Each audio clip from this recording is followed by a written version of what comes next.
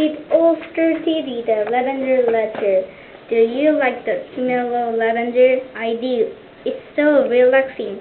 I guess that's why they spray lavender oil at the West for rodent. The spa is my favorite place to unwind. But that's another story. Now, where was I? Oh, yes, the letter. That morning, I went to my office and found the letter on my desk. It was addressed to me, Geronimo Stilton.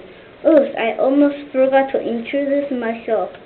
I am the publisher of the Rodent Gazette in the most popular newspaper on Mouse Island.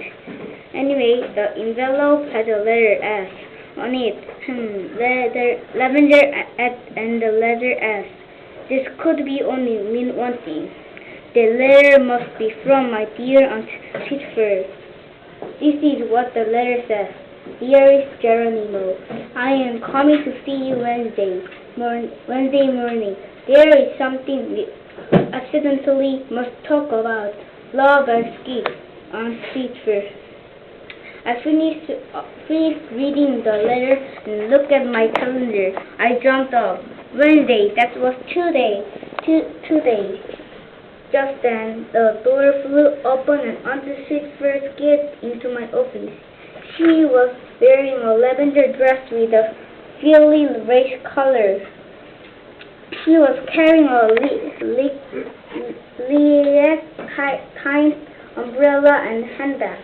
Around her neck, she wore a silver heart-shaped locket. It contained a picture of her long-lost son, Uncle Grayfur. The locket held another precious treasure, a whisker that my uncle had given her as a token of his undying love. Uncle Grayfur was a sea mouse. Almost 20 years ago, he sailed off to the Galapagos Islands. He was searching for a mysterious treasure. He never returned. Aunt Sweetfur was heartbroken. Can you blame her? Uncle Grayfur was her one true love. I mean, how many mouths would pull out one of their own whiskers for a year? Yuck! My snout hurt just thinking about it. Maybe that was why I hadn't found my special soul mouse yet. I made a mental note to work on my fear of whisker loss. What a distinguished gentle mouse.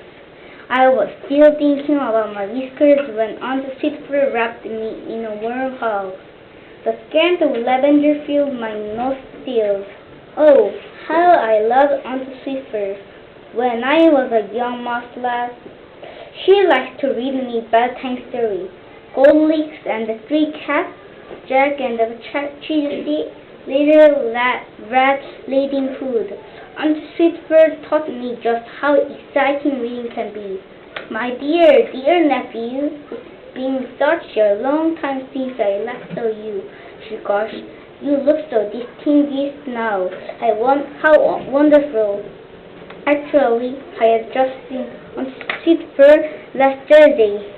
She lived in a mud hole a few blocks away from my home. I had invited her and the rest of my family over for dinner. But Aunt Sweetfur was getting old and her memory wasn't what it used to be. Well, thank you, Auntie, I said, fluffing up my fur. Did I really look distinguished? I tried to catch a glimpse of my reflection in the window, but before I could check myself out, the door flew open.